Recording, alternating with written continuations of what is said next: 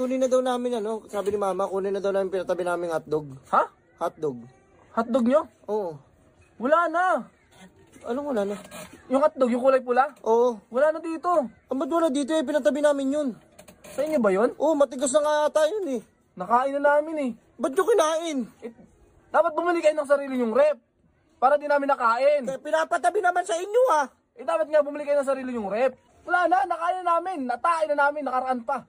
Bakit Kunin ko sa ano, Imbornal, gusto mo? Wag! Oh. Mabaho na yun. Ay, bakit yung kinakain eh? Pinatabi lang naman namin sa inyo yun. Bakit yung kinain?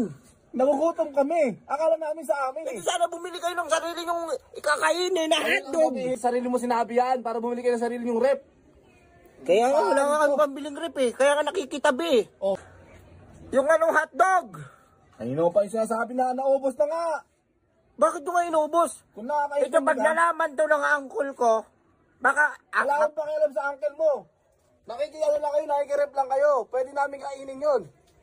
Puta, hindi naman kayo bumili ah. Call! Call! Tawagin mo, alam ko kasi... Dahil ka sa uncle ko. Uncle mo, may akalay pa yan.